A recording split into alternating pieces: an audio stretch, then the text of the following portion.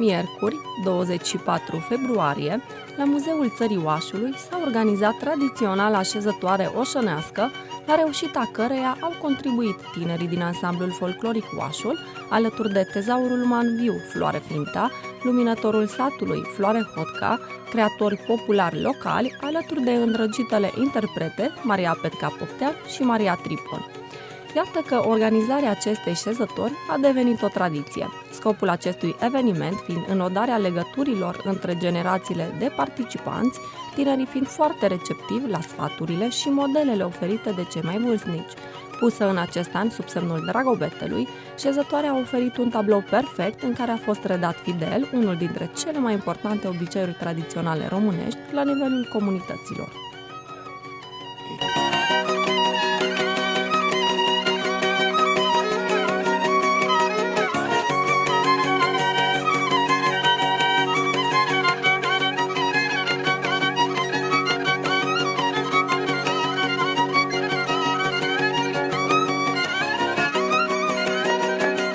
Ați venit la șezătoarea oșenească. Este un eveniment tradițional deja aici în Negrești Oaș, în capitala Țării Oașului, eveniment organizat de Casa de Cultură și Muzeul Țării Oașului.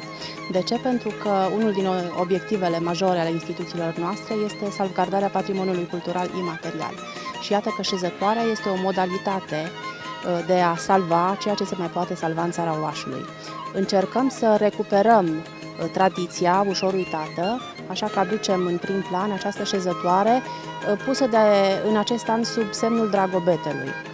Astăzi este Dragobetele, cap de primăvară, năvalnicul, cum este definit în literatura de specialitate, un obicei atestat în Muntenia și Oltenia, necunoscut în țara Oașului, dar iată că sărbătorim și noi, cum se cuvine, printr-o șezătoare oșenească.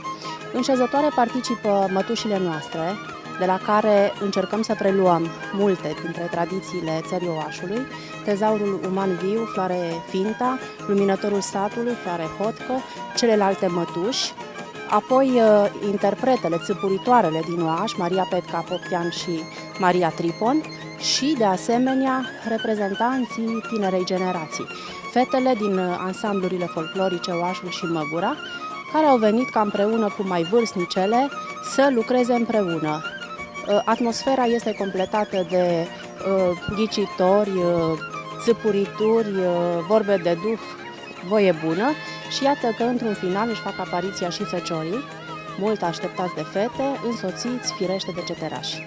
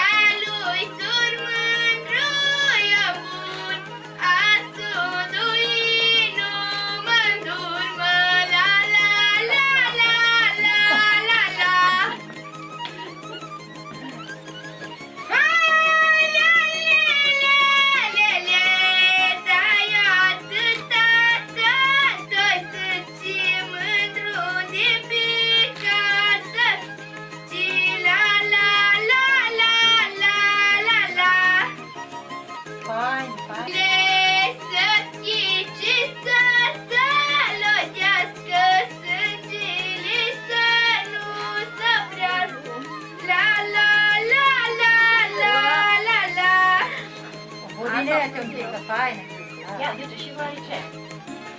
Nu vreți? Cristina, cu cine vine la șezătoare?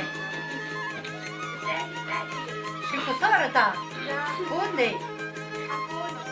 Ia, ce căsută e. E rușinoasă aici. E mai rușinoasă, se poate că rău. Hai să de șezătoare, nu că ne-am adus.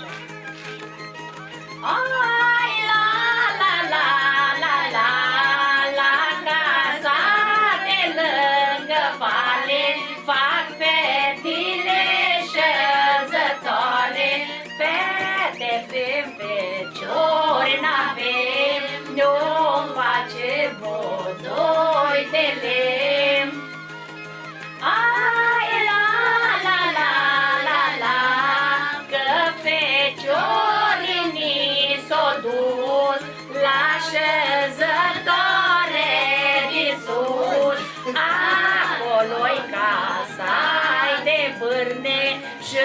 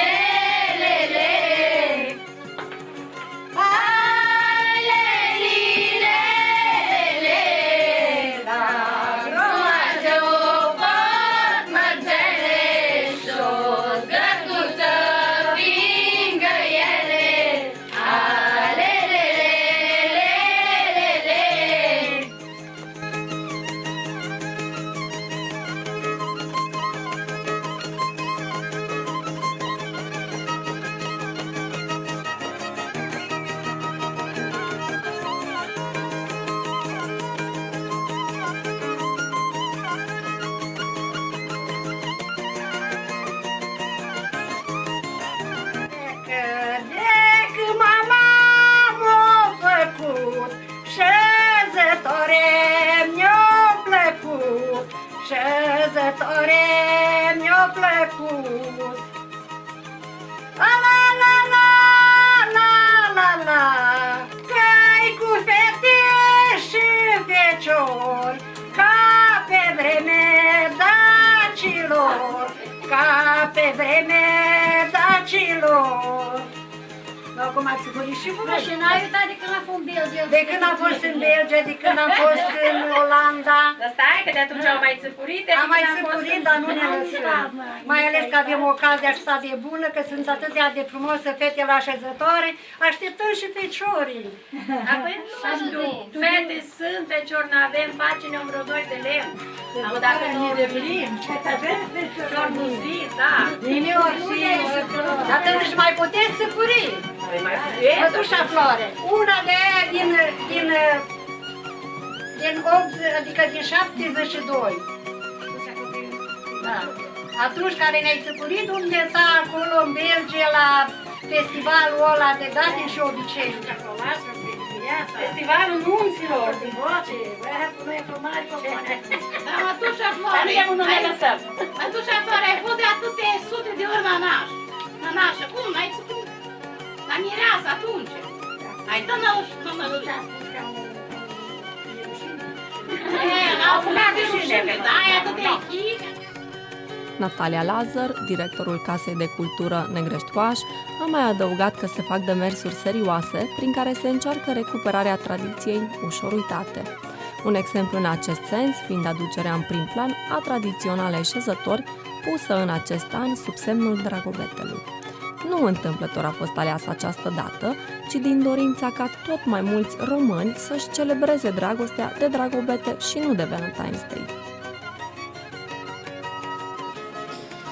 Da, e adevărat, unul dintre evenimentele din perioada aceasta a câșlegilor, înainte de post, erau șezătoarea și claca.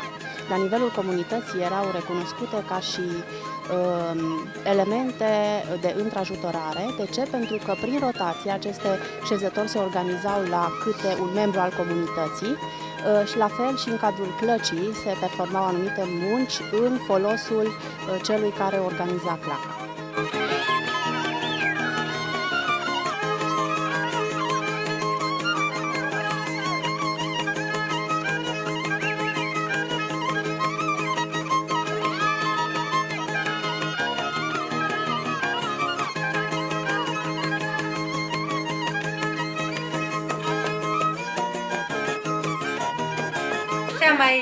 mai veche un pic dintre noi aici și astea la alte ne pot spune. Câți nănași se puneau la o nuntă, la o părea de mir? La ani care cu doi. Numai câte părere. Mirele punem la nănaș. Cine o boteza mirele, ăla era nașul la pereaca de mir. La noi așa era. Deci o părete de... Așa au fost și la mine. Totdeauna numai mire, Numai adică naș din nănași partea din mirelui. din partea mirelui. Cine o boteza mirele, Așa au fost și la noi mătușă negrești. Așa, da. Da, cu părere, oriunde. Oriunde, dar nu ținut cont de la toată sau de la De la picior și de la fată. Și ce cadou să punea atunci la nuntă, nănașii? Atunci, mică dragă, de 25 de lei, jucată frumos de mireasă, fătă cu cap. 25 de lei, mătușă, nu 25 de bani. Era un spectacol nunta atunci. Cum să striga mătușă la nuntă? Porcii cei porjoliți din luna lui Maico să-ți... Ia să văd. Știe cineva ce înseamnă? Băi, socăciță, măi! Porcii cei porjoliți din luna lui Maico să sie de fața mea. Băi, să văd, știe cineva? Că știe de ce? Și colacul, dar Era 3 coceni. Legați, cu joliță, de la stegat. la noi erau urzicile, care erau din luna lui Maico erau, făceau un bod de urzici și veneau socăcițe la stegar și îi băteau cu urzice să-i urzice, bă?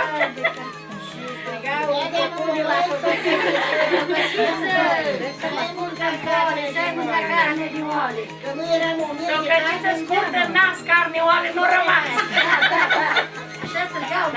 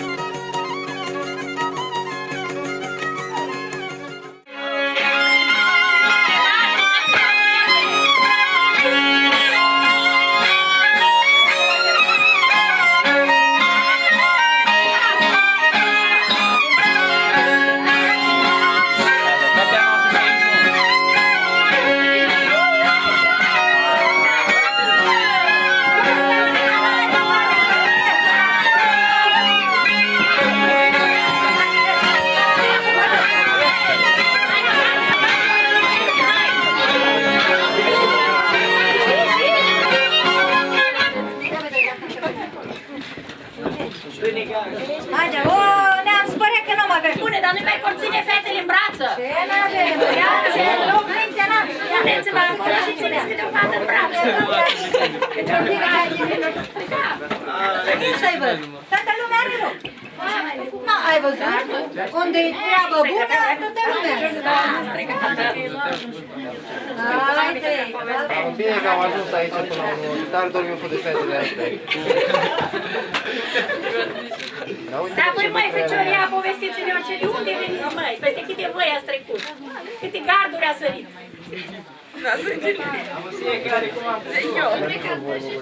Dar câte vă fugăriți? Măi, dar pe unde te afla coconei?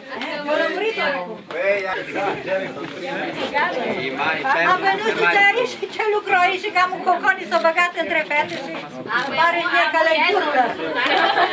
Le ajutăm? Le ajutăm. Toate și la Mihaela în brațele. Răvești forma de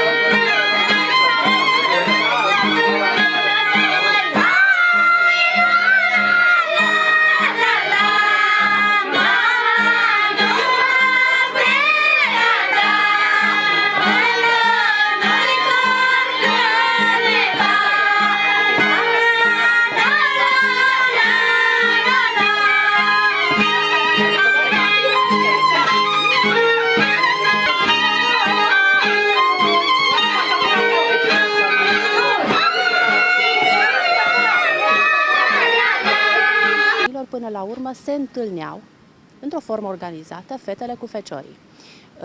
Se sudau relațiile, se legau prietenii, fata care plăcea un băiat sau băiatul care l-a plăcut de o fată, fata îl conducea pe băiat până la poartă, băiatul îi fura o sărutare. Iată, aceasta era modalitatea de a se întâlni, organizat fetele și feciorii, în afară de întâlnirea de la dansul duminical. Dansul de duminică, doar că acela se desfășura sub privirile tuturor membrilor comunității. Mamele fetelor stăteau în jurul, în proximitatea ciupercii și urmăreau cu multă vigilență dansul tinerilor și privirile ascunse ale fetelor. Totul era sub control. N-a fost un moaș Dragobetele niciodată. Întâmplător astăzi este Dragobetele, cap de primăvară cum este numit. Legenda probabil că o știți, a fost fiul babei Dochia. Năvalnicul mai era numit în popor. De ce? Pentru că în momentul în care a apărat la ulițele satului, fetele erau năpădite, fetele și feciorii deopotrivă, năpădiți cu toții de un sentiment de iubire inexplicabil. Tot legenda spune că Maica Domnului l-a pedepsit pe Năvalnic, pentru că și ei i-a încurcat drumurile și gândurile și l-a pedepsit transformându-l într-o planta numită Năvalnic, un soi de ferigă care are efecte terapeutice și este folosită în medicină populară. Cam aceasta este legenda și astăzi, fiind dragobetele și la nivel național fiind această o problematică deja, Valentine's Day sau dragobetele, în țara Oașului s-a gândit să-și asume dragobetele.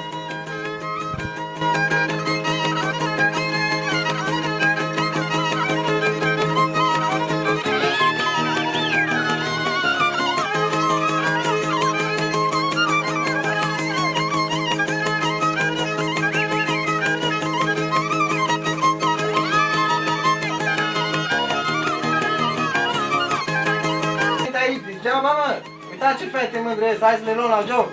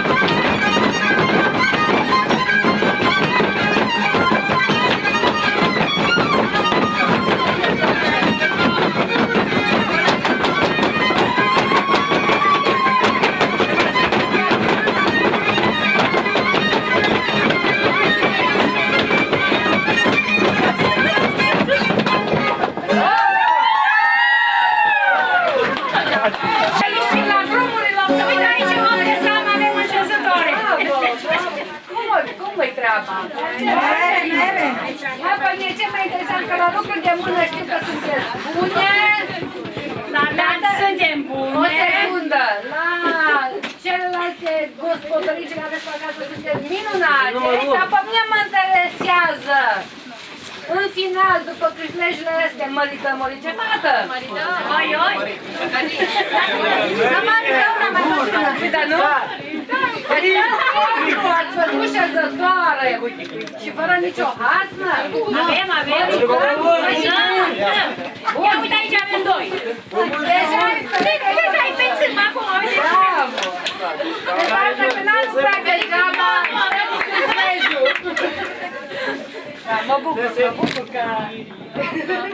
Nu vă lăsați, fratele mele, și la mătușa, și până la ăștia tineri, de fiecare an nu ne uităm ca și obiceiurile noastre, și au reușit să-l ducem și mai departe și ăștia tineri să nu uite ce avem noi atâta de frumos. Închinam noi? Gigi, hai! Cum să nu închinăm? Că după atâta muncă, ca de făcut-o astăzi, în final, sigur că e joc, mai e bună mâncare și băutură. Socăcițele, unde Socăciță scurtă în police, ați mâncat carne de oale. Socăciță scurtă, n-ați carne oale, n-o rămasă. Hai, mătușe! Da, mâncat ce vă dăm numai să ne terminăm. Așa, Un dans dacă se poate. Cum să nu? Nu!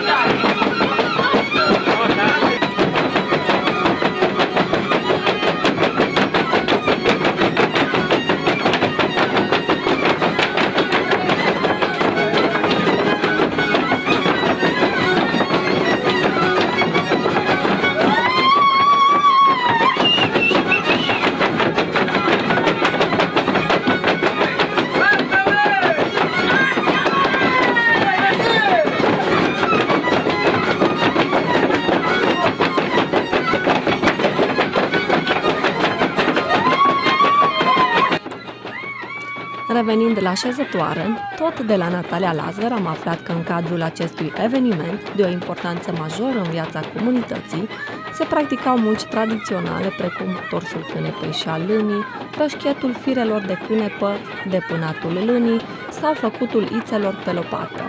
Pe tot parcursul șezătorii, atmosfera era întreținută de participanți cu țăpurituri specifice zonei, vorbe de duh și ghicitori.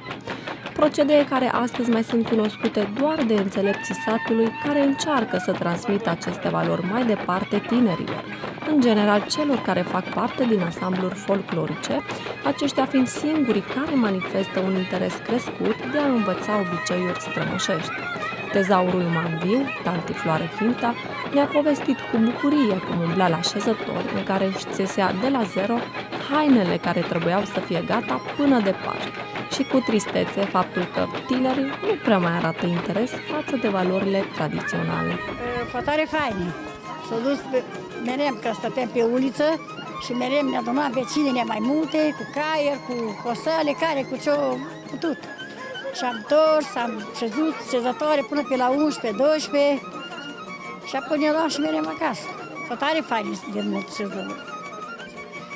Care gazdă să punem, mai fierbea grăunță de mălai și ne servea, făcea cocoș de mălai și ne servea, care nu...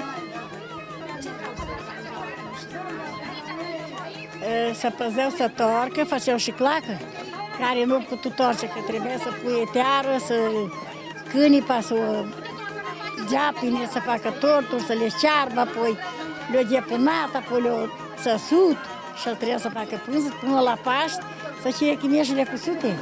Că nu a fost până, nu ce să facem, subne și cum să facă mult, și numai pânză de asta, numai că nu s-au închistrit așa mult, știi, pe ale și purtam o toată ziua. Făceam zade de câți, toate ce să stăm teară, nu am fost zade de asta de până. De-abia avem că schineau. Apoi făceam ghicitori, spuneam povesti, am numai știrine poveste, nici ghicitori. Am spus acolo pe 3 ghicitori, nu le luau nimeni seama. Da. Nu, și se pierde cu totul, se pierde. Care am păstrat, noi o mai păstrăm. Și acasă mi-am făcut un muzeu, am îmbrăcat păpuși, mi-am făcut steag, mireasă, mă fă de mult. Fac cu colibă și le-am păstrat, că mi-e fă dragi. Și le lăs și la fetele mele, îmi place și le păstrează. Și dezdusă, dar să-l întoarce la el, că ce muri eu. Ce să vă spun, cred că ați fost aici o asistență extraordinară care și în acest an ar trebui să le felicităm, începând cu mătușa Floare Finta, Tezaur, urmat vin cu celelalte mătuși ale noastre și după aceea generațiile care încearcă să poată duce mai departe aceste minunate tradiții și obiceiuri ale noastre. Mă refer la Maria Petca, Maria Tripon, împreună cu generațiile lor de tineri minunați pe care îi pregătesc de fiecare dată. Și toți împreună cu Muzeul în Aer Liber, împreună cu Casa Orășenească de Cultură și, bineînțeles, Primăria Orașului Negrești, încercăm să ținem vii aceste activități atât de valoroase, care ne arată rădăcinile noastre și ne croie și direcția noastră spre care trebuie să mergem mai departe. Mă bucur că în fiecare an parcă este mai frumos, sigur la nivel de regie, să spun așa, dar are asistență numeroasă și mi-ar place să cred că tinerii noștri o să aprecieze și o să ducă mai departe aceste frumoase momente. Și noi în primărie. Și în acest an, șezătoarea a fost inclusă pe lista evenimentelor promovate de Autoritatea Națională pentru Turism, fiind organizată de Muzeul Țării Oașului și Casa Orășenească de Cultură Negrești Oaș, cu sprijinul primăriei și al Consiliului Local. La finalul șezătorii, participanții au servit boace, cozonac, pâine de mălai, vin și câte un pahar de horincă.